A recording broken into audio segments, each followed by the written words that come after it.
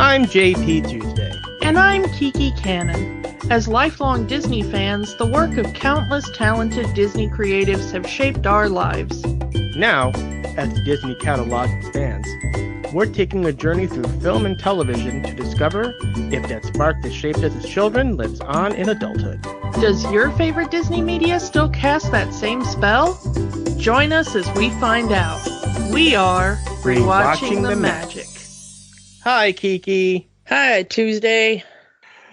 All right, well, we're going to be talking about the original 1976, The Omen.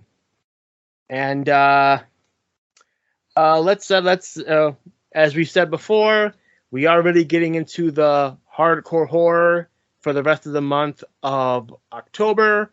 So if you are someone who listens to this show with the little ones, you might want to skip this one. We'll see you in November. Also, this is The Omen. We're going to be dealing with a lot of religious themes. So if that also doesn't sit well with you, we'll see you next time. Yeah. There's no way to talk about The Omen without getting into the reasons it was created and some of the theological aspects of it. So if you don't want to listen to that, if you think that one might offend you, skip on. It's fine. We'll see you next time. Our next episode will not touch on those themes. So you're free to come back for that one. So, The Omen, the original 1976 film about the son of the devil. The son of the jackal! Yeah, the birth of the Antichrist and the lead up to the apocalypse. This is a weird one and created for even weirder reasons. Because they wanted to make a movie about the Bible, and it kind of turned into this? Well, okay. There is a lot of strange backstory, and it's not going to make a lot of sense if you didn't grow up in the culture I grew up in. So, quick backstory? All right. So, after World War II, as you may know if you follow the histories at all, there was the move to return Jerusalem and the area around it into what is now the modern state of Israel. Okay?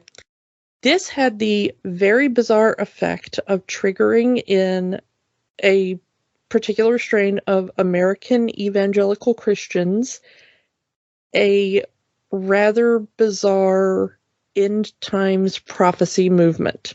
That's still going on to this day. That is still going on to this day if you follow the news at all. Every year they end up saying that this is going to be the end of the world. And they've been saying it basically since that happened. But it really took off kind of in the, late 60s and early 70s. Especially in the early 70s, I think in 1970, actually, when a book was published called The Late Great Planet Earth. And this sparked like an entire thing in a certain strain of evangelical Christianity that was like, oh no, the end times is coming any 5 minutes now. Just full disclosure, I happened to grow up in this particular kind of subsection, so I speak from experience here, okay? The person who originally came up with the idea that turned into The Omen was very much influenced by this particular idea, okay? That the formation of the State of Israel was the kind of first domino that was going to lead to the apocalypse as foretold in the Book of Revelation. In a very particular way. Okay, it's kind of, I don't necessarily want to say conspiracy theory, but it is a very specific end times prophecy. Okay. It is a very specific reading of the Book of Revelation. This idea was come up with by, I think, like some sort of ad exec or marketing person or whatever. It wasn't a screenwriter.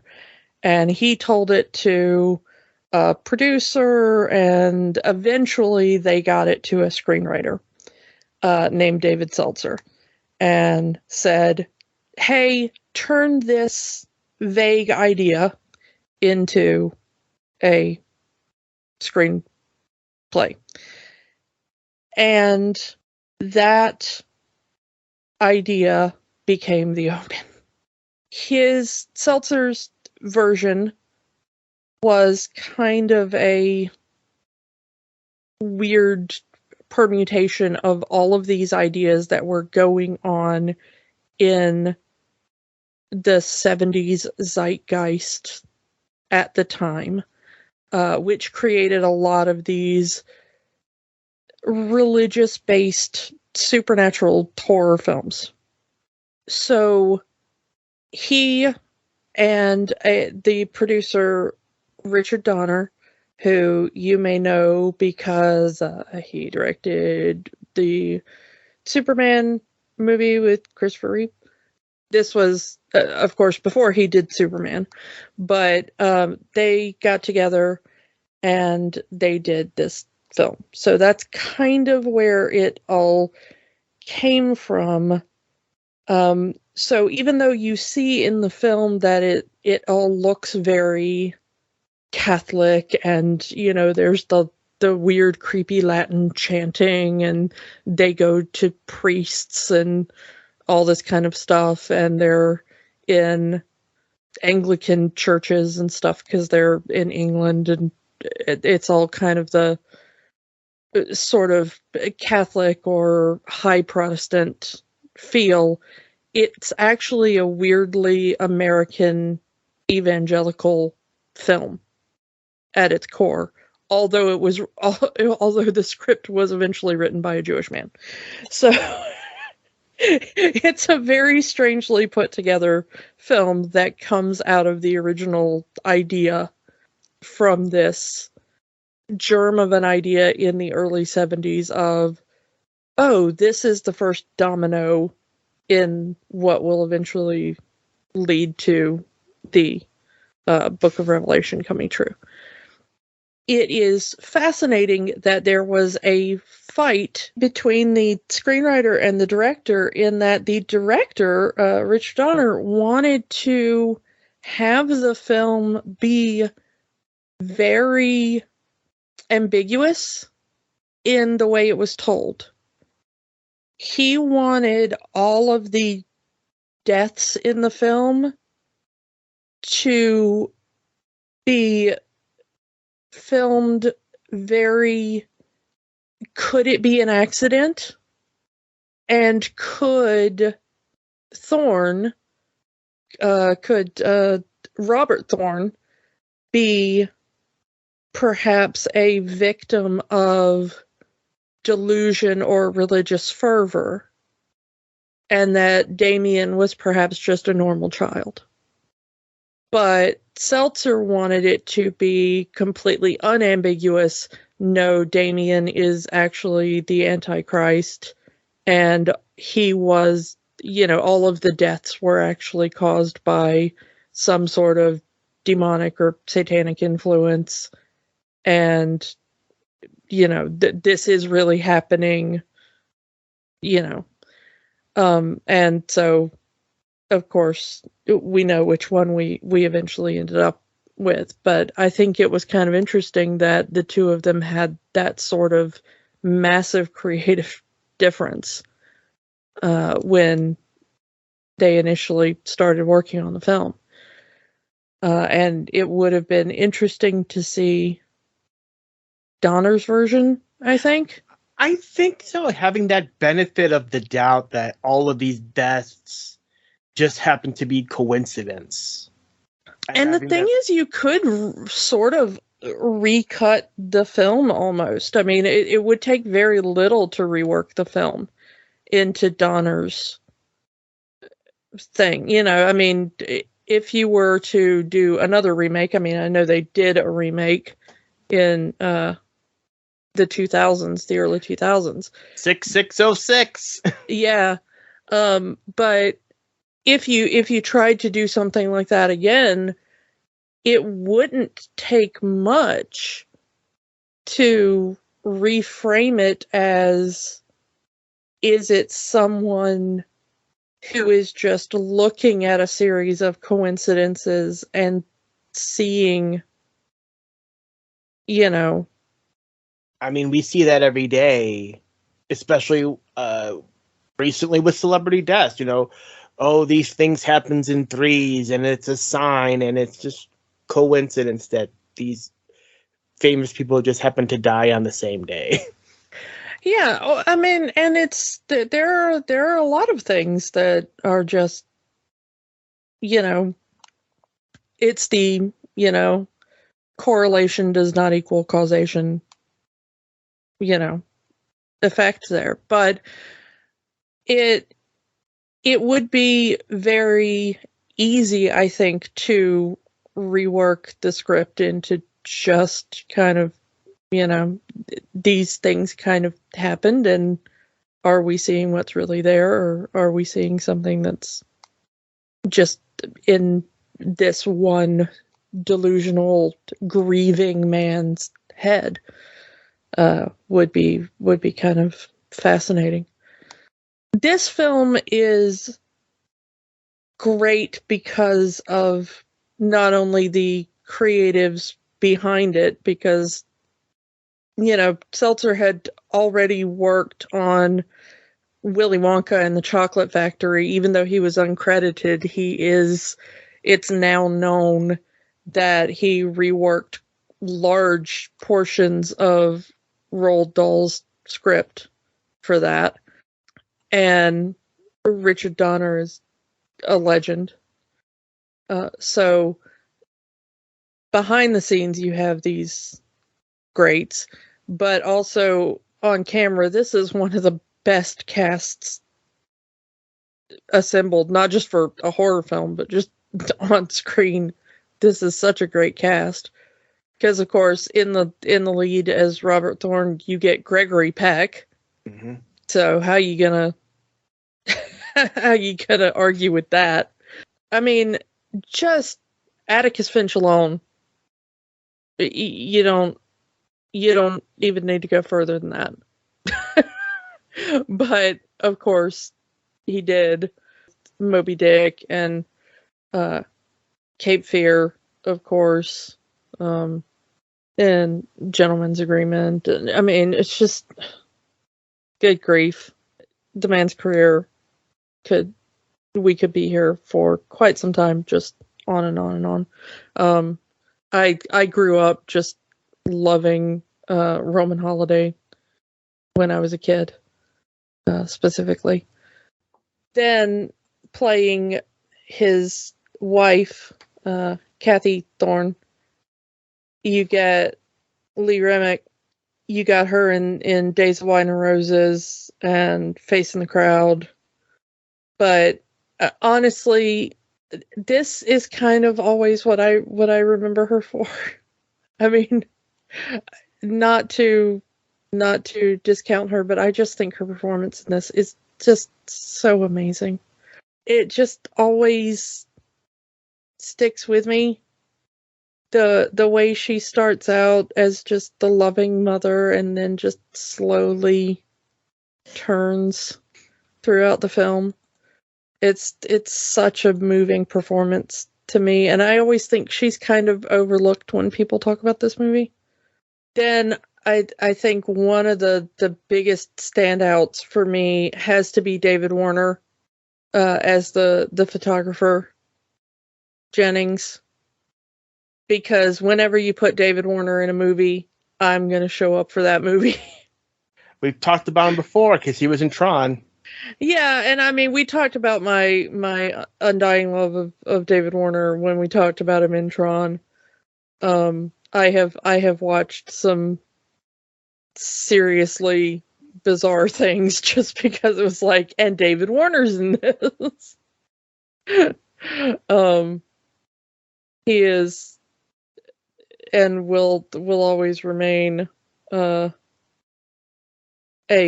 beloved mainstay in the lives of Mystery Science Theater fans, I think. But also in Terry Pratchett fans, because he was in the wonderful Hogfather adaptation that they did. I just loved seeing him in anything, and of course he just recently passed as well this year, so that just gutted me. But I always loved his performance in this. This is not the first thing I saw him in, but it was one of the earlier performances I saw him in.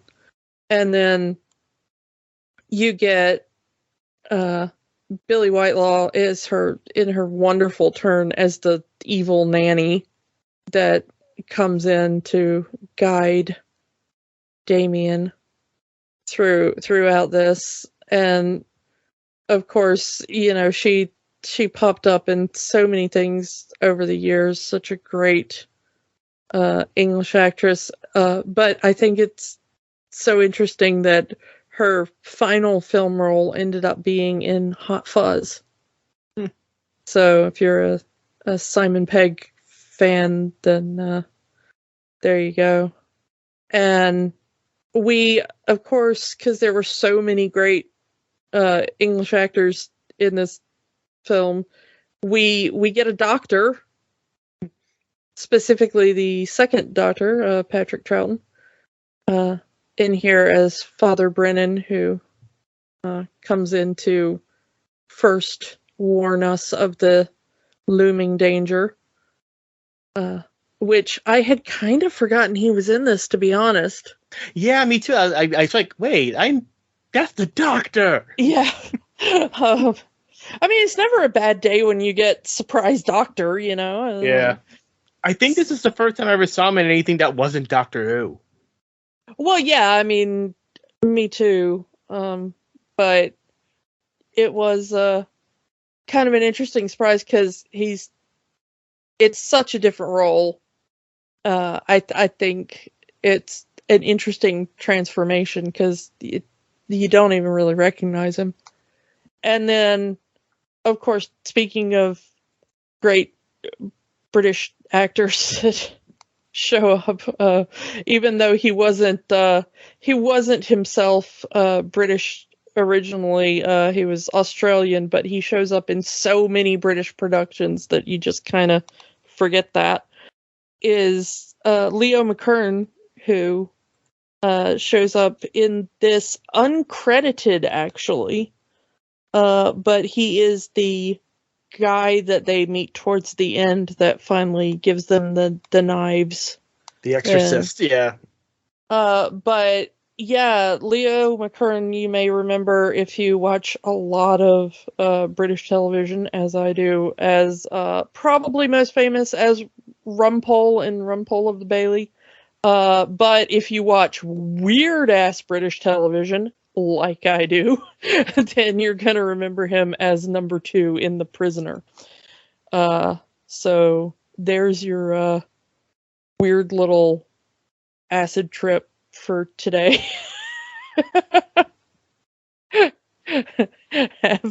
have fun remembering The Prisoner there for a minute.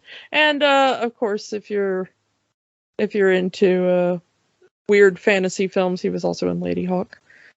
There are more scattered out, you know, throughout the film that we could get into, but those are kind of the ones I wanted to highlight as just, you may have forgotten some of these people were in there, but they were kind of the like, oh my god, I forgot they were in this, you know, that I realized as I kind of went, like I had forgotten that was Leo McKern, because it's been a while since I had sat down and watched this, and I had forgotten it was Petra Troughton, honestly.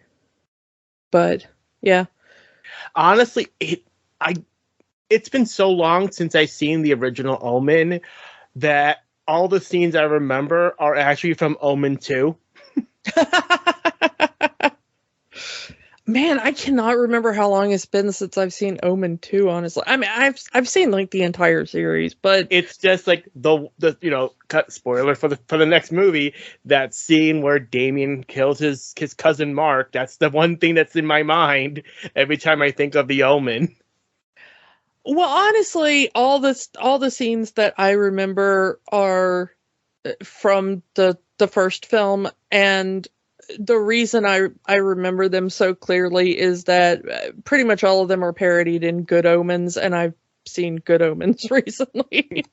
If you haven't seen Good Omens, go watch that. Season 2 coming And next year.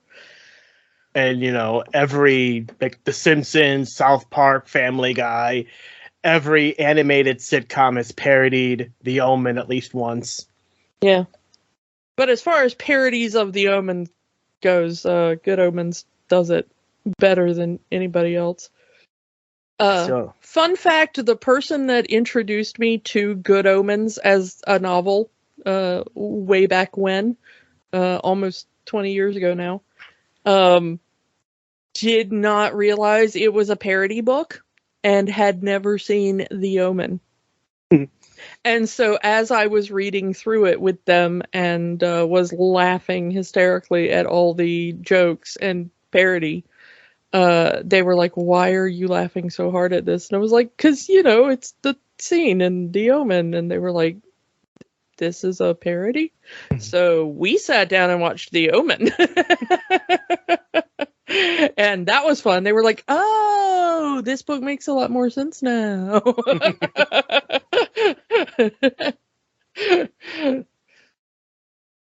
So let's talk about the Omen, as in the prophecy itself. The whole thing that this entire movie is based around. And it starts with what you said earlier. The Jews getting their land back, Israel. That starts the way to the apocalypse. How the son of Satan will be born of a jackal. And he will that's not even in the thing. I mean, let's just go through the poem. When the Jews return to Zion and a comet rips the sky and the Holy Roman Empire rises, then you and I must die. From the eternal sea he rises, creating armies on either shore, turning man against his brother, till man exists no more.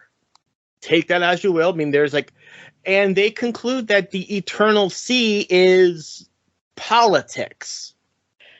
The thing is that the stuff that they come to the conclusion, they're not pulling that out of nowhere. They are pulling that from bits that were already in the evangelical framework that I already talked about.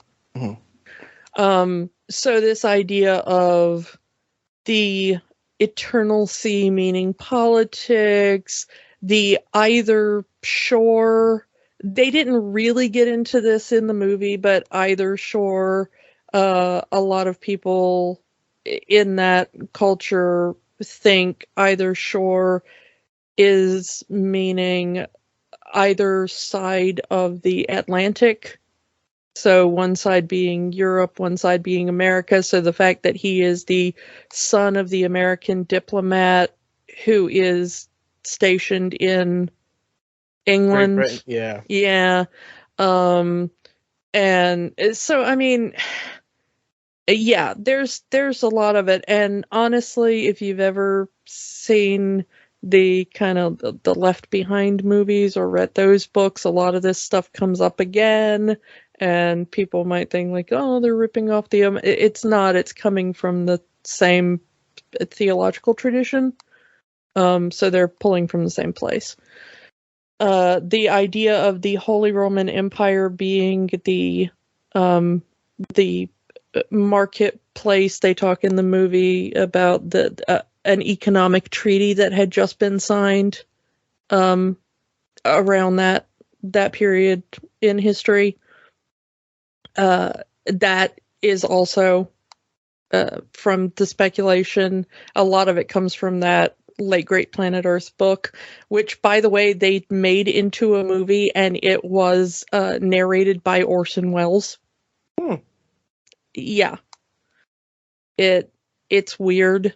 You can find bits of it on like YouTube and stuff like that. Yeah, it's strange. A lot of this end times prophecy stuff is strange, but so they're not pulling this out of nowhere, and they weren't just, while that poem that I just read is made up for the movie, the things that they're talking about were taken from other sources, and how people were reading and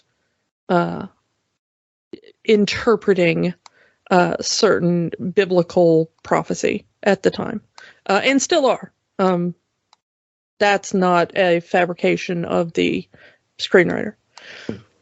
But the idea of the birth from a jackal is not entirely whole cloth from this movie, but it's kind of more specific to this movie.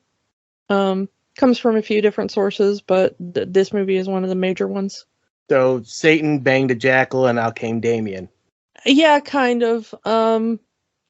The idea that it's a human body, but not entirely human, so you're okay killing it is I mean, the kind of the thing. Yeah, the jackal stuff does come up in later films when it shows that his DNA isn't exactly all human. But that's the sequels. We're kind of concentrating on the original film here. The interesting thing is that the thing I got watching this movie in a modern context is this is so much easier in the 70s. I forget how they worked this in the 2006 film, but watching this in the 70s, the bit about the baby and how they switched the baby makes so much more sense in the 70s. Like in 1976, for you to be like, okay, they were in Rome and she gives birth to a baby and it's not exactly stillborn, but basically, his wife gives birth to a baby, it takes a breath and then dies, basically. Well, that's the story that they're told. Well, that's the story they're told, okay? And they don't tell the mother. Because it would be too devastating. So they call the father instead and have him make all the decisions. Once again, it's the 70s, so you can buy it. And they say, look, there has been a miracle. Another child was born at exactly the same time, except the mother died, and the child has no family. It looks very similar to you and your wife. We can just pretend it's your baby. No one will ever know the difference. Because, there's no DNA tests, there's no records keeping, there's no security cameras, there's no internet isn't really a thing. Yeah, there's no way to track this because it's the 70s. And they actually cover their butts later in the film by saying that their record vault was torched. Yeah. We know that this is probably Patrick Troughton's doing. Because Patrick Troughton has the same mark. I mean, it's never spelled out super explicitly in the movie. It's also implied that the priest that we see at the beginning, Father Spelito, Spilito, yeah. Spilito may have had a hand in this, because we see it later. Well, we know that he had a hand in the death, whether or not he had a hand in the fire. That was specifically what I was meaning. It seems like Patrick Troughton probably was one of the ones who set the fire. So Father Brennan probably set the fire. Father Spilito probably was meant to die in the fire and just didn't. They were probably trying to cover their tracks by killing anyone who was there and destroying the records. But the father who actually, did the murder and knew where it was buried, survived accidentally and repented before his death.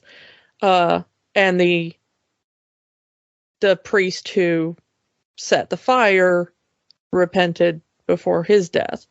So, Satan's plan didn't work super well. Yeah, Father Brennan really, he's like, when we finally see his apartment, all the walls covered in pages of the Bible, every corner of the walls covered in a crucifix.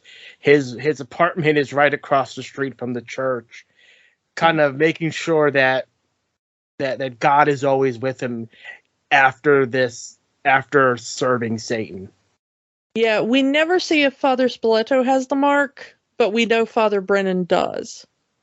So we don't know if Father Spilito is the third in the unholy trinity, but we assume he is. But it seems very interesting that because it's the 70s, the fact that they could just be like, yes, white man, we will just give you this random child and just nudge, nudge, wink, wink. This quote unquote adoption. And you just kind of buy it, like it seems shady, but you're like, yeah, that probably happened. I mean, it's a Catholic run hospital. There's been weirder things, yeah. All right. They gave a rich family a baby under the table. Sure, I buy it. Yeah, I had a less than favorable way of saying it than you did, but basically saying the same thing I was thinking. But the thing is that they don't tell the mother, because they'd be like, oh, she'd reject it as like not her baby, so we'll just tell her it's her baby, So Robert Thorne even says, well, you could, when Father Spilito, Martin Benson's character, said, well, even though you don't have a child, you could always adopt one. And Robert Thorne just says, Gregory Peck, says, no, she would never accept an adopted child. She wanted one of her own, which plays into the whole, we have another child that their mother died and blah, blah, blah. Yeah, and it's such a weird thing of like, so many people have this idea of like women being unable to accept adopted children in that situation, which of course is ridiculous. So it's such a bizarre kind of moment, but they don't tell the mother, and they're just like, yeah, here's a baby. It's yours. Don't ask questions. Shush, baby, And they're like, okay, and they name him Damien, which is why I have only ever met one person born in the mid 70s, early 80s named Damien. As have I. I went to a school with a kid named Damien. Yeah, and even him, when I met him, he was like, my name's Damien. And I was like, oh, you are the only Damien I know. And he's like, yeah, I am also the only Damien I know. My parents were weird. I get it. like immediately he was like, I know what you're thinking. And yes, I am the only Damien I know my age. It's finally coming back that you're seeing boys named Damien as the movie has kind of faded, and that connotation has has faded, but that name went out of favor for quite a while. Nobody wanted to name their son Damien for a while. I mean, when that name is kind of tied to the devil through one of the most popular movies of the era. Yeah, I mean, this movie was so popular, it just absolutely killed that name. Like, you had to be like, there were boys named Damien, but it had to be like, yeah, I get it, but my father, my grandfather, my great-grandfather, like, we are all named Damien. Like, okay, it's a family tradition. No movie was going to break that, you know? Like, that's how you ended up with the name Damien, I think. If you were a man named Damien born during that period of time. Then we get the time skip, so now it's like an adorable, 5-6-year-old. And they're in England now. Papa Thorne is the ambassador to England because that's a better job. I mean, Thorne is working his way up the chain. And they right away say that he's got his eyes set on the presidency.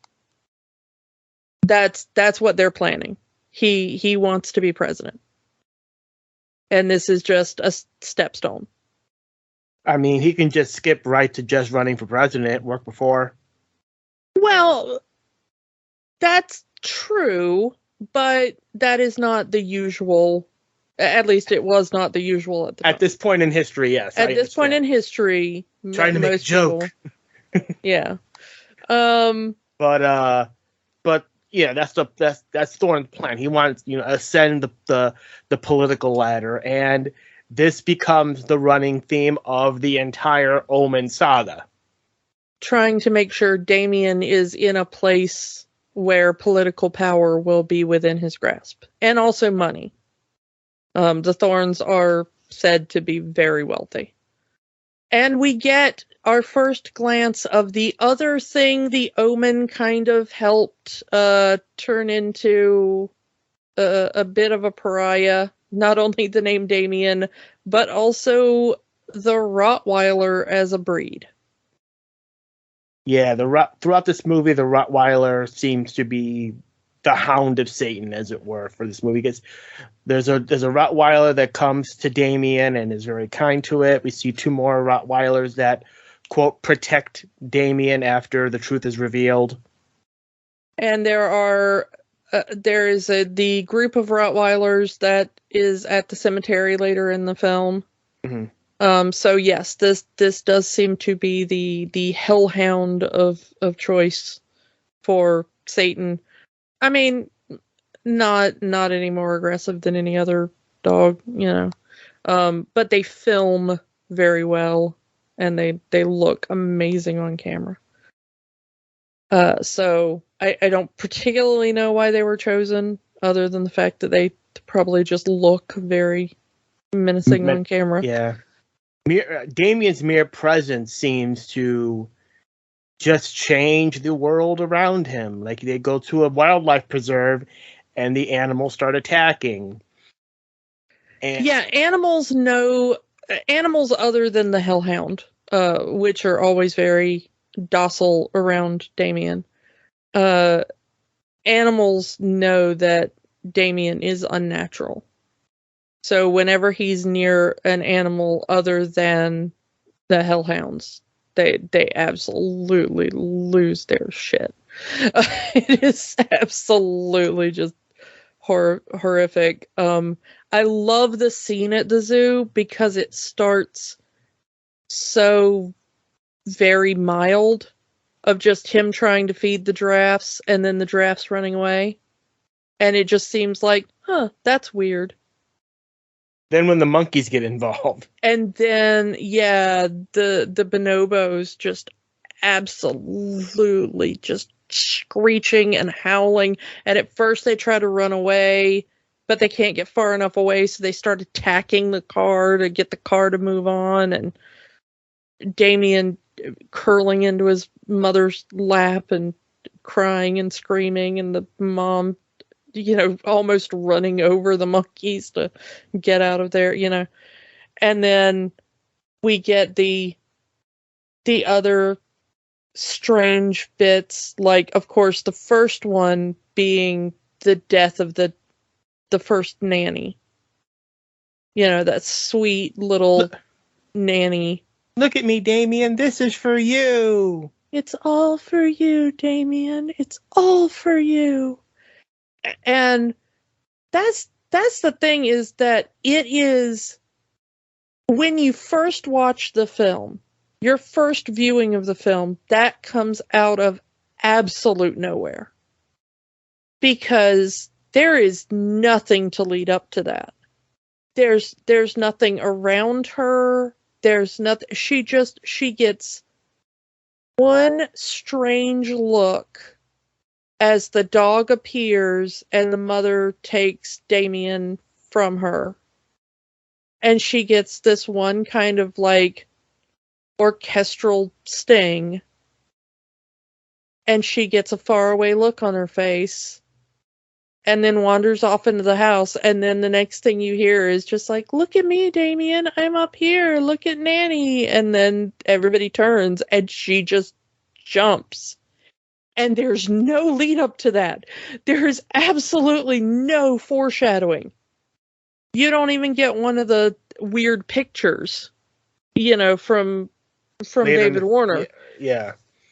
Like you do with Patrick Troughton. Mm. So that moment, the first time you see the film, I remember the first time I watched the film just being absolutely smacked upside the head by that scene, because I was not expecting that. It came so out of nowhere. Speaking of Patrick Troughton, he, not long after this, he meets up with Gregory Peck and telling him, hey, you know, the child is unnatural, this, that, and the other, take communion, devote your life to Christ. And this leads up to the wedding that they're going to. Because they're going to a wedding while he's in England. And they want to bring Damien along. I assume this is part of the whole, like, let's make, you know, let's try to make even if this priest is full of BS, doesn't hurt to take child to church just in case. And Damien just goes apeshit crazy, clawing at his mother, screaming, hollering the closer they get to the church. Yeah, the amount of injury he does to his mother in that moment as they're approaching the church, and he sees like the little angel statue on top and everything, and he realizes like they're going to take him inside the church, and you know, they're approaching holy ground or whatever. When the car door opens and he just freaks out and starts clawing at her face and climbing on top of her and screaming, help me, help me, help me, you know. And that's where the relationship between Damien and Kathy change. Because up to this point, it's always been happy mother, happy child. And yeah, it also gets exasperated further when we find out that she is pregnant with a second child. That everything Damien does straight up annoys her, that she no longer wants to be around Damien.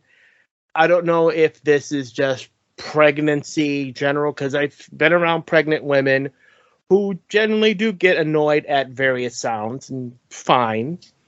Or is it some sort of instinct that maybe this is not her real child? Or is Damien being this annoying on purpose because, as it's explained in the film, he doesn't want a sibling? By the time that happens, I mean, you know, we're skipping around a little bit here. So in the timeline of the film, by the time she starts having those feelings toward Damien, she has witnessed so many incidents where Damien has caused bizarre occurrences. She has watched the nanny kind of lose her mind and commit suicide while screaming, "This is all for you, Damien. I'm doing this all for you." Okay. Then she has witnessed all of the animals go crazy. She has been attacked by her own child because he did not want to go into a church. Even before she finds out she's pregnant, there is that scene after she is attacked when she is treating her wounds. And she talks about having all these weird occurrences around Damien. And the latest one being the attack at the church. They talk about how strange it is that Damien has never been sick in his entire life up to that point.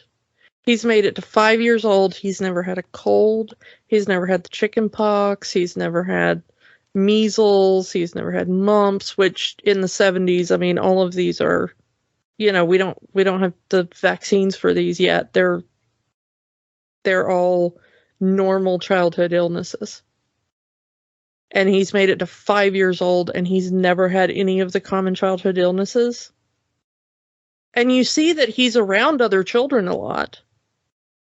They have like these big birthday parties for him, and he so it's not like he's a sheltered child. Why has he not had and they're just now realizing like, oh yeah, there's a lot of weirdness about our child. And she talks about wanting to go see a psychiatrist. And then she gets into bed next to her husband, and she makes one of the most interesting statements in the movie, which is, there can't be anything wrong with our child. We're beautiful people. Which is such a bizarre and shallow and yet understandable statement for a woman in her position. A rich white woman, yeah. I mean, but she is a rich white woman of just the utmost privilege. Married to a politician. Yeah, I mean, she is married to a very powerful man. They know the president and first lady because they've already mentioned that in the movie, and we later see that that's, true because there's the president and first lady who are at the funeral taking care of their child, You can tell that's in her thinking. We are rich, able-bodied, good-looking. We're the perfect couple. We should have a perfect child. Why is this not turning out correctly?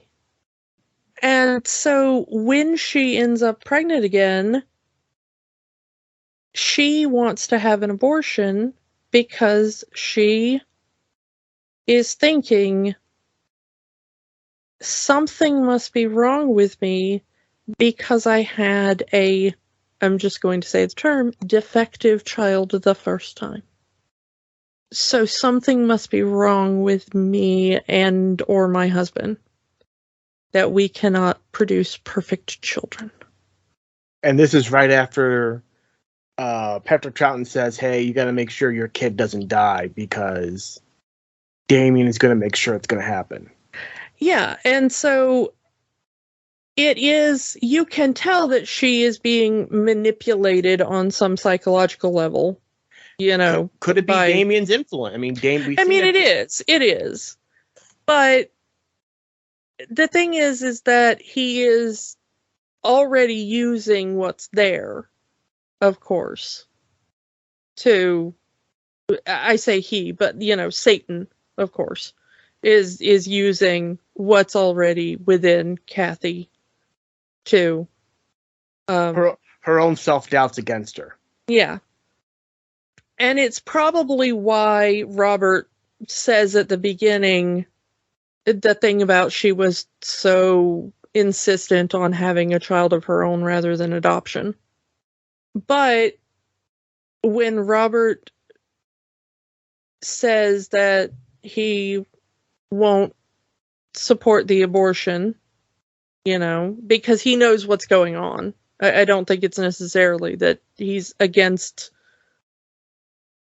her, right to choose necessarily. I don't know. We don't know enough about him to make that character judgment, I don't think. But he already knows that this is a plot by Satan to make sure that he and his wife never have a child of their own. Then we get the point where Damien, assisted by his evil satanic nanny, goes on his little tricycle ride and makes sure that Kathy falls over the railing and has her injury and ends up having the miscarriage.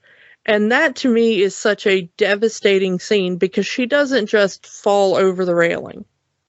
She falls and she catches herself. And Damien is just there watching. Yeah, as she's screaming, Damien, Damien, which, of course, even if Damien is not the reason for her fall, he's a 5-year-old kid. It's not like he could help pull her back up anyway. So even if it was, the kid is just watching his mother, it wasn't like the kid was going to really be of any help anyway, other than maybe just screaming and crying. But it's still such a horrifying scene of watching her, grabbing onto the banister there and desperately trying to hang on. The way it's shot is just, to me, kind of comical, her fall. See, I never got comedy from that. I always thought it was just so devastating. I don't know. Not necessarily her, begging to be, but it's just from the moment she loses her grip and the angle it's shot at and the way it's acted and wiring or whatever at the time, it looks so fake, even by 70s Hollywood standards. Yeah, I think they were trying to give you the, devastating, so softly, slow motion in how she falls because of, her turning around and landing on her stomach, so that that all the impact went to the fetus, Yeah. But yeah, I think because of the limitations of the technology, maybe that it might. And the insistence on seeing the actor's face. Yeah. Because, in a different scenario and a different director would have probably had a stunt person falling, but it's clear that Donner wanted to see Lee Remick's face as she fell. Yeah. I can see where you're coming from then in that instance, and I can see your point on that. So I will agree that the limits of the technology and the way it was filmed. Yeah. Okay. To me though, I think I've always been caught up in what happened just prior to that moment. So it never really hit that way to me. But if it did to you, I get it. I get it now that you've explained. But once Robert has realized exactly what's going on, and of course, the other thing that happens at that same moment is that we lose Father Brennan.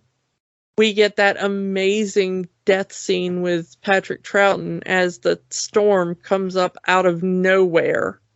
And he tries to run to the church, but the church is locked. He's banging on the door. Lightning strikes the lightning rod, which just impales him. Ugh. It's one of the greatest death scenes in horror. I mean, this one has a couple of really good ones, but I've always loved that with that image, that final image. And it was so dramatic, and I'm just thinking, move, doctor, move. It's Yeah. not moving. It's not falling that fast that you couldn't move 5 feet. Well, the thing is that it's dramatic enough in the way that it feels so inevitable that the storm just comes up so quickly. And you ever see those lightning pictures where it's multiple lightning strikes at the same time, and it's always like, screw those 3 things in particular or whatever, Yeah. Like it always feels like that, because of course that is what's happening. It's like Satan just being like, screw this one guy, but with a storm. And all because the storm comes up, the lightning strikes like 2 or 3 times until it kills Patrick Troughton, and then the storm immediately dies. And then, of course, the paper the next day is like, freak storm kills priest, and absolutely no one else, It's like, so it is like very much, it has that feeling of inevitability. So even though you're kind of like, yeah, just move to the side, you still get that feeling of like, if it hadn't been that thing, he would have moved to the side, and like the tree next to him would have just fallen over on him, So I kind of like that scene as well, because it just feels like no matter what he did, it was going to be something. That storm would have followed him all over London until it got him. But also we find out that he was dying of cancer anyway. So yeah, I think it was like Satan was like, you're telling too much, so I'm going to kill you now. But also he was probably going to die in another week or so. I mean, the fact that he was dying from cancer anyway could have aided into his decision to repent. Well, yeah, I mean, he was very much on a timetable, and he kept saying, I want to be right with God before I die, and, I want God to forgive me before I go, and things like that. The last thing he says to Robert is that, I'll see you in hell when I get there. Because he already knows he's damned. Like, no matter how much he's tried to warn Robert Thorne, and how much he's tried to repent for his actions in this entire situation with Damien, there's no going back. He can devote his soul to God as much as he wants. His soul is damned either way. Which is, theologically speaking, not a terribly Christian idea in most Christian sects, that there's... I mean, there's the depending on how your faith is going, that all he had to do was repent and get rebaptized and communion and say, I repent my sins, and then you're good to go. But I don't know. I feel like the fact that Father Brendan knew that he had a hand in the coming of the Antichrist, that's a sin too far almost. Yeah, I mean, maybe, but I don't know. I mean, it seems a little weird to me. A little more pessimistic than the average Christian, you would say. Yeah, I mean, it does seem like a priest would have a little more faith in the redeeming power of prayer, Christ's forgiveness than that. But maybe it's a situation where he couldn't forgive himself. I mean, that might be, he might have felt like maybe I'm not sincere enough in my confession or whatever, but yeah. It is kind of interesting to me that he has so little faith in the redemption. The thing is, though, is that we finally get to the first part of the movie is so kind of slow burn in the oncoming evil of Damien.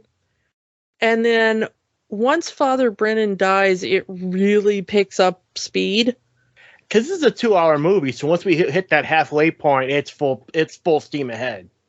Yeah. Once Kathy is in the hospital, you know, she doesn't die from her fall. It's not that, you know.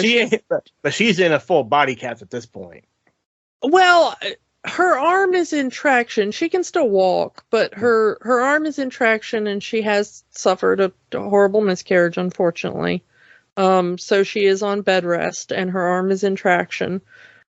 She's in the hospital, and then Father Brennan has been killed, and that's when we get David Warner back in the movie. He's kind of disappeared for a while. Yeah, he's been in the background for the entire movie up to this point. Yeah, just kind of taking pictures. He's just a photographer. And considering Thorne is a high-ranking diplomat, of course, a photographer was always going to be there at every big function that he's at, just for the news and the spectacle of it.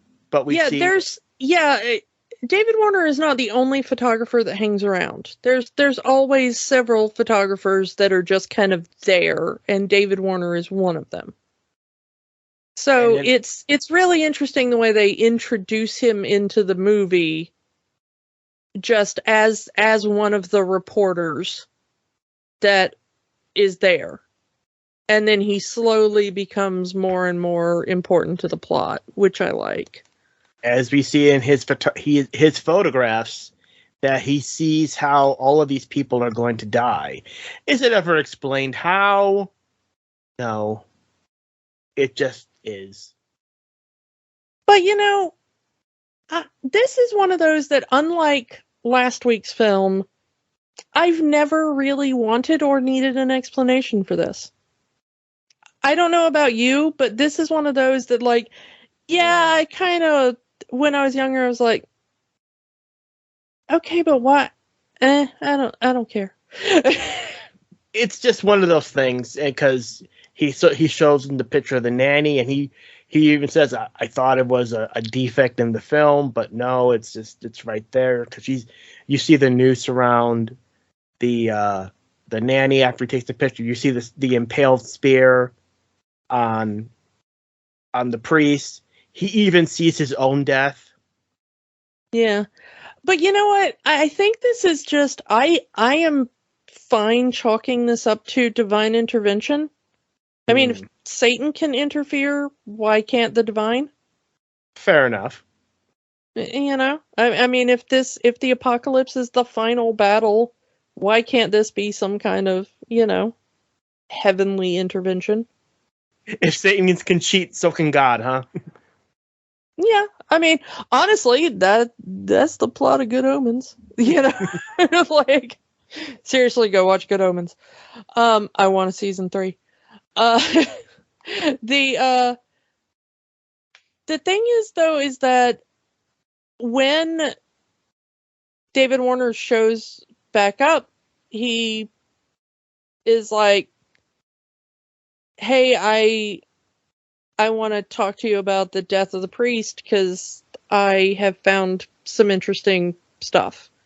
And Thorne is already upset. He has just found out about his wife and the priest kind of back.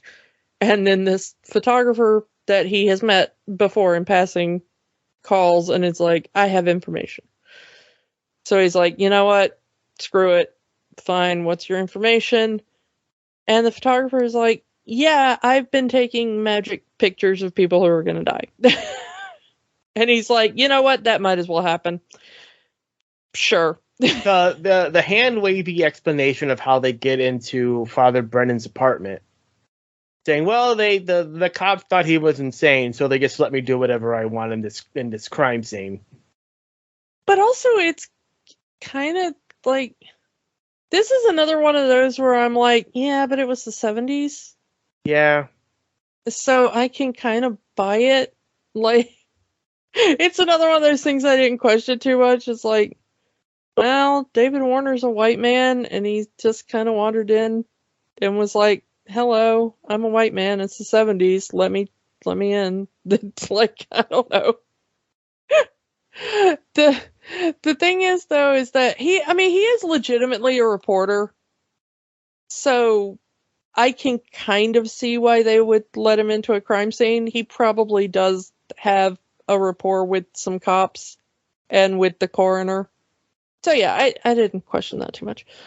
But yeah, he's been able to go and see some of the, or at least take photos of the corpse and talk to the coroner. And that's how they discover that Father Brennan had the 666 mark. It was so interesting to me in the movie that nobody knew what the 666 meant until the end of the movie. Like, they're just all kind of like, huh, 666, I wonder what that meant.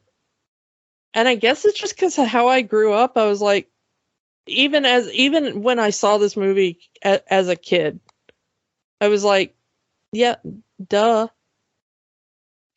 And they explain it in the film as the sign of the unholy trinity. I mean, this movie was the first time I heard that. I mean, just personally, mm-hmm.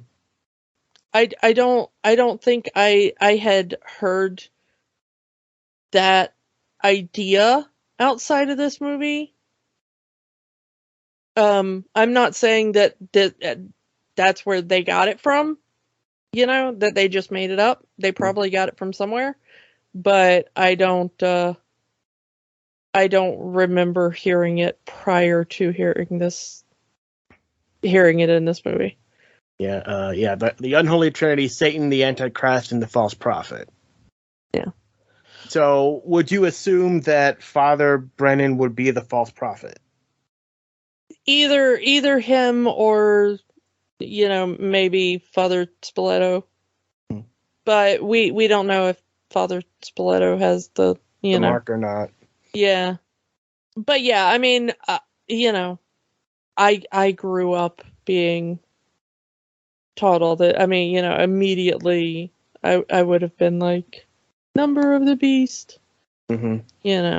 And they really hammer this one home. He was as Damien was born on June 6th at 6 a.m. Yeah. And of course, like you said, when they released the remake, they did it on 6606.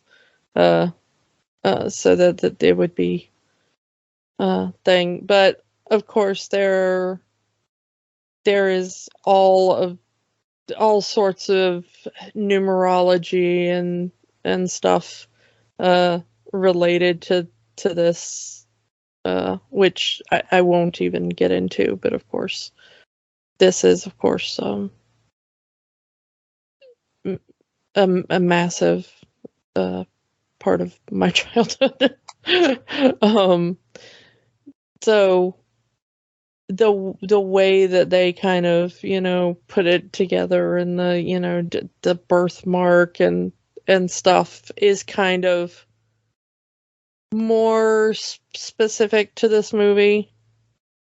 It wasn't necessarily something I was used to growing up, but the idea that it's skipping ahead, of course, when they're told that if Damien is actually the Antichrist, he will have a birthmark as well. And if when Robert says, I've bathed him since he was born, and I know every inch of his body, and they said, well, if you haven't seen it on his body, it'll be under his hair and everything. And I want that when now I'm familiar with that part of the film, but it always questions me, was this child not born bald? Well, go back and watch the movie, because the child that they hand her does have a shockingly full head of hair and has already been bathed. And have they never given this child a haircut? Well, but think about it. Most babies, when they have their first haircut, are like 1, 2 years old because they won't sit still. Mm-hmm. So when you have a child, you'll let the hair grow out until they're like a toddler, and then you'll get it cut.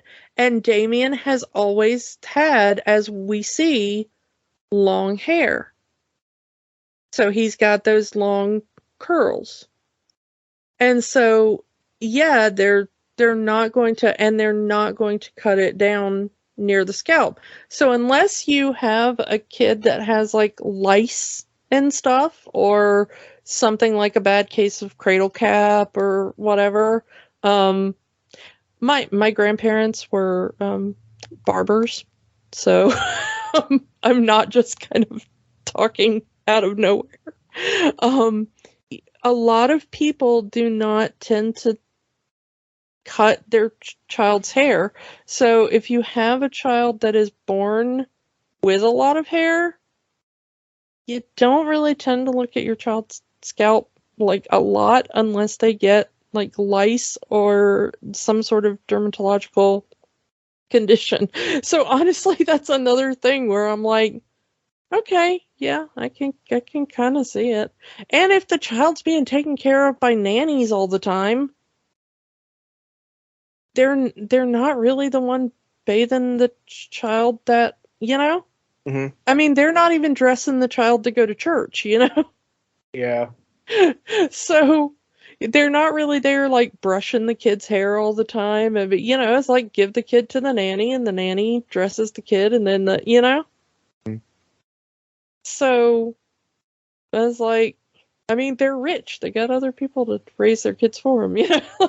And you can totally tell that this is a pre-9/11 movie because Robert Thorne is just carrying an entire set of knives in his lap, unchecked. Well, but he's also on a private jet. But still. He is a diplomat on a private jet. And I'm going to tell you, even post 9/11, a diplomat on a private jet or just a rich person on a private jet, that's going to be a different thing. Yeah, that's a whole different section of the TSA right there, let me tell you.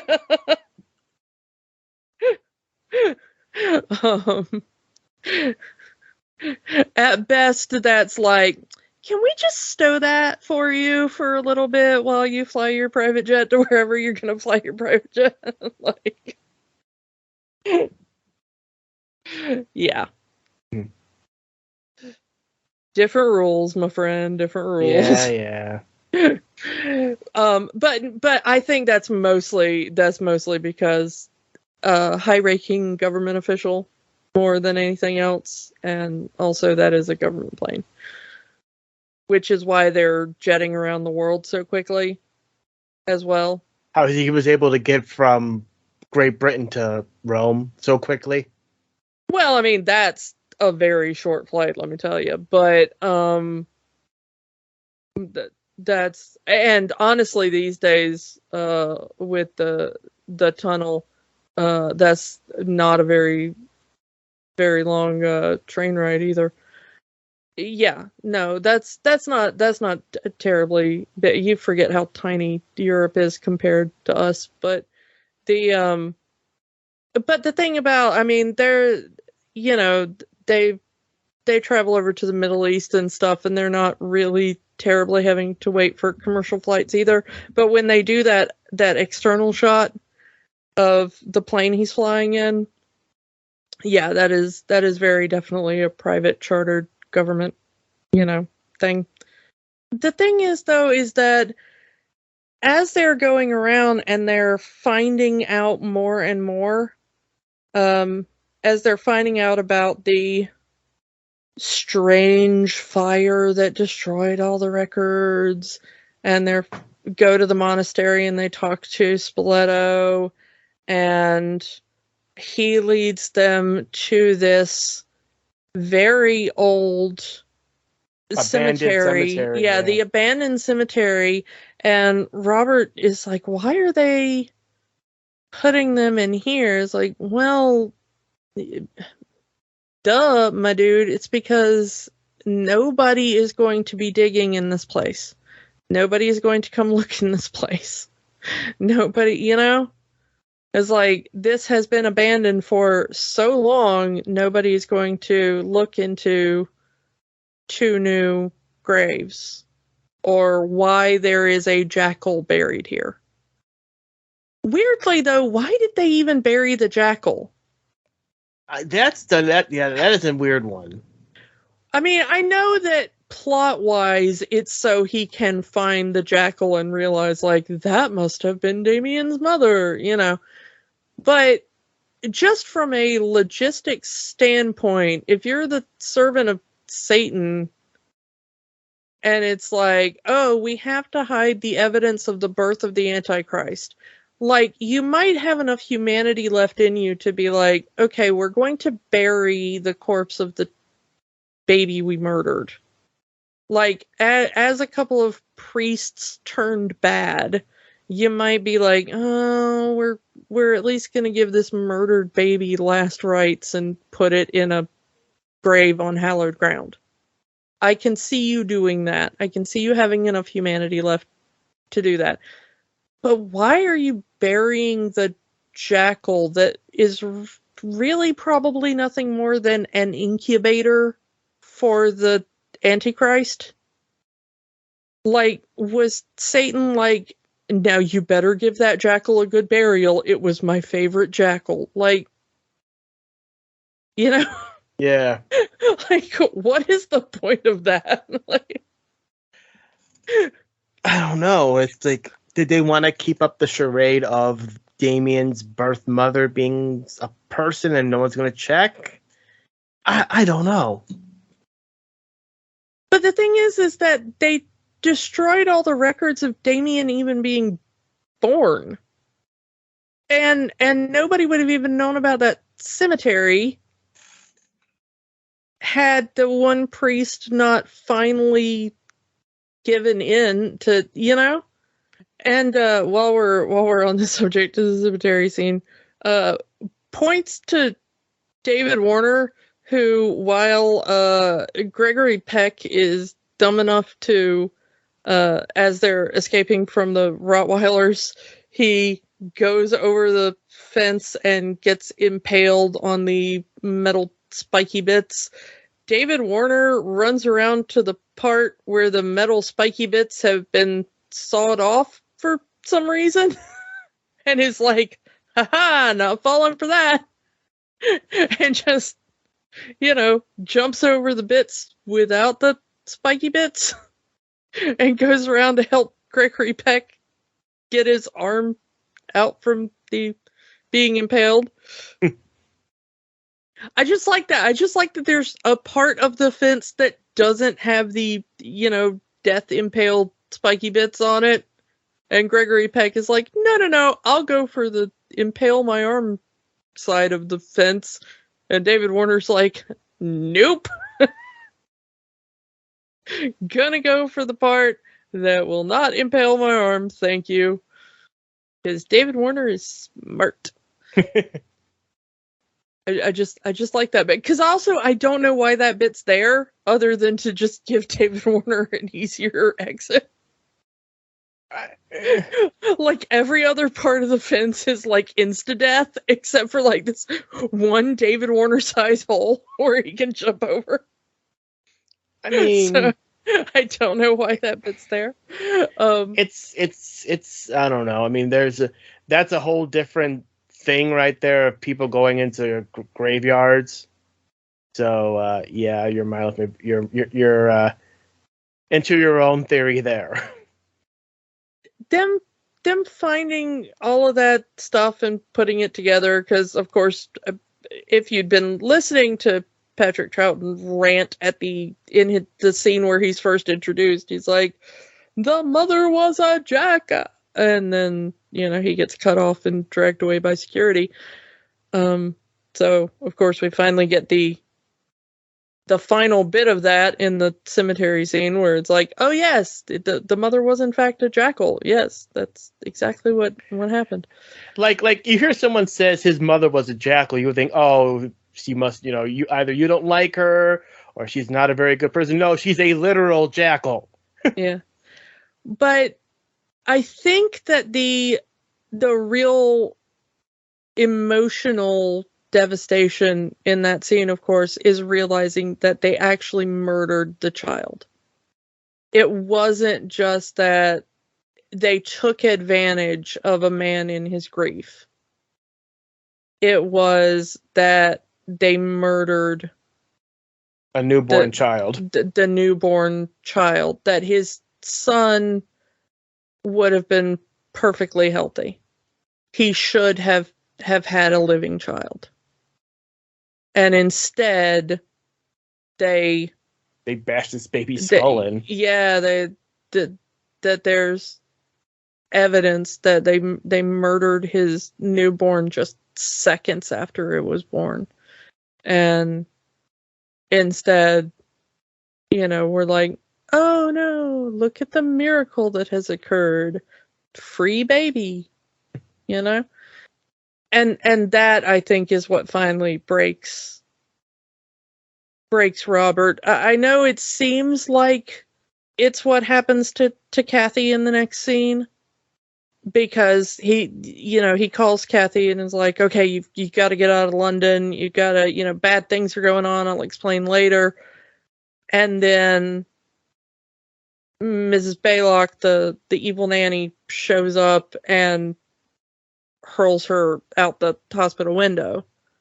It's another one that I kind of had to laugh at because she lands right on into the ambulance perfectly on the gurney. I mean, yeah, you can laugh if you want. I laughed more at the bad application of fake blood. Because it wasn't so much fake blood as they kind of just painted on red makeup. Instead of using like actual kind of, State gel blood or carrot syrup or something, like, I don't know why they did kind of like flat, matte red lipstick or something coming out of her mouth. I don't know what that was for her death scene. Like, even I can mix up, carrot syrup blood in my kitchen. Come on, it's Halloween. You can that's default at this point. Yeah, like I can and have done that many a times. It's tasty too. But yeah, this is the point where Robert says that Damien has to die. Yeah, he's already kind of bent on Damien's destruction at this point, and this is when they skip off to the Middle East to meet this exorcist. Well, the Armageddon expert. I'm not sure they ever say he's specifically an exorcist, but he's some kind of. I don't know what he is, like an archaeologist or something. They find him in a cave in a archaeological dig somewhere in, I guess, Israel. I don't exactly know where they're supposed to be. He says it's the birthplace of Christianity, so. I heard the word Jerusalem, maybe. Yeah, I don't know. I've always been a little unsure on exactly where they're supposed to be, but I think that's where it is. But yeah, they go to see Leo McKern, and he tells them about the birthmark, where to find it, and gives them the daggers, 7 daggers, and tells them that they have to take Damien to hallowed ground. It's got to be killed on holy ground. It's the exact opposite of a Highlander. But he also says that you're gonna have to to kill not just the body, but the spirit, and to do that, you have to stab him in a particular pattern, and yeah, there's too much going on here to kill the Antichrist. I don't really know. Yeah, it's too much stuff. Come up with a faster way to kill the Antichrist. This was always doomed to fail. Too complicated. But they start to leave, and immediately Robert chickens out. He's like, nope, can't do it. Throws the knives away. And David Warner, like a boss, is like, well, if you won't do it, I will. And goes to... and seals his own fate. Yeah. Yeah, goes to pick up the knives, and apparently Satan is like, nope, that was too baller a move. Gotta get rid of this guy. And orchestrates one of the, just by far the coolest death in this movie. And say what you want about the effects in the rest of this movie, this death holds up. The decapitation with the plane of glass, and yeah, it's a fake head, but it works fine. One of the movie props in movie history I wish I could own. If bring me the head of David Warner. I was gonna say, if somebody out there could bring me the head of David Warner, that's what I want. I don't know if it's then good in condition if it still exists. Well, yeah, I mean, I don't know exactly what it was made out of at the time, or if it has been preserved. But if that thing is out there and has been preserved, I want it. Like that would be one of the coolest things to own. It's probably one of those things that Guillermo del Toro owns in that weird ass house he owns, you know. If it exists, that's probably where it is. Yeah. But so that's I want it. But it's so cool. Just watching it back for this rewatch, I was like, man, that effect holds up. Because it was all practical. Yeah. I mean, they just, they made a fake mannequin of David Warner, and then they shoved a plane of glass through it. I mean, you can't get any more real than that, other than doing it to an actual person, and please don't ever do that. But, that was a 100% practical effect, so it still looks amazing to this day. It's so cool. And immediately Robert is like, yeah, okay, I do believe in spooks. I do believe in spooks. Where are the knives? Give me the knives. I gotta go find Damien. And I mean, that's what he does. I mean, the next thing we see after he's, on the plane clutching his little, package of daggers is he's back at his house, and he's tricking the hellhound down into the basement, which I gotta admit is a pretty cool move.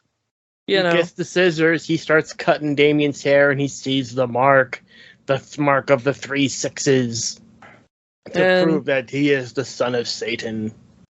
Yeah, I mean, it's right there all along, I mean, maybe there's a lesson in that, which is that occasionally you should just shave your kid's head. Check for signs of Satan. Guess what, kids? This is the time of year we all shave our heads and look for signs of Satan. Like, I don't know. Do it during the summer. It's hot, As he's doing that, of course, Satanic Nanny has to come out and jump on his back and try to save the kid. My baby! My baby! Of course, he's got to stab her with a meat fork. Which, this gets to the cops now. So now he's wanted for the murder of the nanny, and supposedly now he's going to murder this child. Yeah, I mean, it also doesn't help that he's just, taking off and driving crazily down the street. He does make it to the church, and gets Damien onto the altar, and he's getting ready to plunge the first dagger in, but, well, there's the cops, and they do what cops do. Shoot first, ask questions later. Yeah. And we end our movie at the funeral of both Kathy and Robert. But the president and first lady are there with Damien in tow. I mean, they don't show the president's face, but considering the year this movie came out, I assume it was supposed to be Carter. Well, they do mock the president earlier with a southern accent, so, I mean, yeah.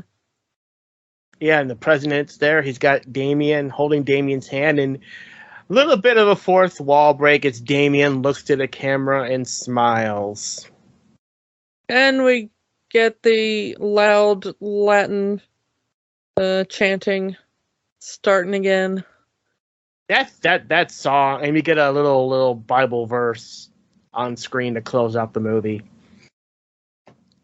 Here is wisdom, let him that hath understanding count the number of the beast, for it is the number of a man, and his number is 666. Yeah, that is The Omen, the OG. It's definitely a movie that could not be made now as it was then, not because you couldn't be because of the religious connotations, but simply because the scenario would not work in modern day. Like you said, they had to jump through a lot of hoops to make that 2006 movie work with the same story.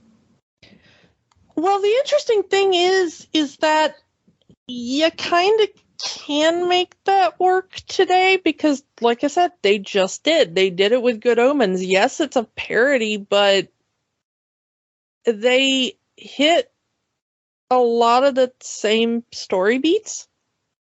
And while there is comedy in the way they did it, most of the setup story beats are the same. And they had to do it in relatively the modern day. They had to do it in the early-ish 2000s. Because of when the story is set. Or maybe it was like 2010 or 2009 or something. Because of the age of the kid. But a lot of that about switching the kid and fire in the hospital and a lot of that stuff was kind of done similarly. And it was done in the modern day, and you do kind of buy it. It just kind of involved a little more shenanigans by supernatural powers. A little more direct intervention by the forces of darkness, I guess, and their actors. And of course, go ahead. You could, my point being that you could change the story ever so mildly and with a few more, well, Satan acted directly on the situation or had humans working for Satan. If the priests had done X, Y, and Z, then this plot works. That kind of thing. So it takes a little bit smarter writing, but I think that the plot can still work in a modern day. You just have to think about it a little harder to explain away some things that modern audiences would ask questions about. And of course, this whole thing began an entire franchise. We get Omen 2 in 78, Final Conflict in 81, a television movie, Omen The Awakening in 91, the remake in 06, and a Damien television series in 2016, which I did not know existed. Yeah, wasn't that great. Like I said, I keep up with stuff. It was meh. Meh. If you're interested in the franchise, the 4 movies are on HBO Max right now. For now, but yeah. as well Everything as on HBO Max is for now. As of this 5 minutes, it's currently on HBO Max. As well as the 2006 remake. So if you're interested in seeing the Omen saga, it's there for now. Yeah. That's how I watched it. I don't know how you watched it. Yeah, no, I had a copy, so. Yeah. Even though it's on loan to HBO Max, it is owned by Fox. It is owned by Disney. We're not breaking any rules. Yeah. It is a 20th Century Fox movie. Disney now owns The Omen. Yeah. Enter your own joke here. Yeah. So, every time the Mickey ears show up, it's just weird Latin chanting. Yeah. I just want to point out that even though that Latin chanting is now a trope of horror films, I mean, this is the movie that gave us that trope, and the composer that gave us that trope is the legendary Jerry Goldsmith. This film and this score got him the only Oscar he won in his entire career. A career that, I will remind you, was filled with like Mulan, the animated Mulan, the original Planet of the Apes, Logan's Run, Alien, The Mummy, the good one, the Brendan Fraser one, Patton, that amazing score to Patton.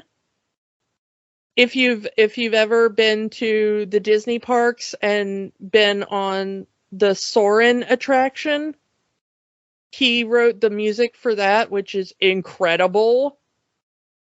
He also composed scores for 5 different Star Trek films. I mean, come on, but this score was what got him the Oscar. And I mean, I don't quibble with the fact that he should have won the Oscar for it, but I mean, that started the trope of that, like, you know, horror films have that, you know, Latin chanting. Jerry Goldsmith, what a legend. Yeah. So let's ask the question, Kiki, does The Omen have the magic? I mean, I love this film. Weird, triggering theology and weirdness of my childhood aside, this is a really well put together film. Just, you know, as a film, great film.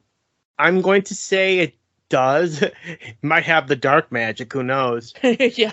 It's definitely black magic, I guess, but it's a movie that still holds up. It's a bit slow. Like, if you're more used to more modern horror films, it's going to be a bit on the slow side. Like we said, it really doesn't pick up until after the first hour. Well, this is not a gore fest. So if you're coming for like a lot of blood or whatever, you're not going to find a lot of that. This is definitely like a psychological thriller kind of horror movie. I mean, they get more gory as the saga goes on in the other sequels. Yeah. But this is definitely worth it, in my opinion. I still think, you know, all the performances are good. This is one of the, I mean, I'm not a huge fan of movies with child actors, but this is one of those where the child actor was cast correctly and used correctly. So I even like that. But yeah, it still holds up. It's still one of the best horror films probably ever made. It's still good. It still holds up. So I would definitely recommend it. Again, we're in the spooky season. If you're in the mood for some old school 70s horror. Yeah, and if you're wanting something that deals with the kind of like supernatural theological horror kind of, genre, this is possibly the best one ever made. So our next episode will actually hopefully release on Halloween itself. And of course, it's going to be it's a classic movie starring Jeff Goldblum and Gina Davis. I am, of course, talking about Earth Girls Are Easy. No, I'm talking about the 1986 remake of The Fly. Actually, now that you brought it up, I'd rather just do Earth Girls Are Easy. No, I'm kidding. So, yeah, The Fly. Why we're doing the remake and not the original? Because it's the version that we grew up with. Well, it's also the version with Jeff Goldblum in it. How many Jeff Goldblum movies are we going to do this year? I don't know. I could stand to do a few more. How many did he do for Fox? I don't know. How many weird naked Jeff Goldblum movies can we fit in this year? I mean, Earth Girls Are Easy. I'm down to do Earth Girls Are Easy. I will watch that movie at the drop of a hat. Now you're making me think that is that even a Fox film? I doubt it. So come back next week for The Fly, the 1986 version, and we will talk to you all next time. Bye. Bye. What's wrong with us? I don't know, but I like it. If you want to help the fight for human rights in the U.S., the American Civil Liberties Union works to protect constitutional rights for all Americans. Their website is aclu.org. If you need reproductive services in the U.S. or wish to donate to those who do, go to abortionfunds.org for more info. The battle isn't over until the last person surrenders. The fight continues. Don't let the magic stop here. Join our conversation online on Facebook at Rewatching the Magic, Twitter at Rewatch the Magic, and of course, new episodes every week at rewatchingthemagic.podbean.com. Remember, the magic is for everyone. It only stops if you let it.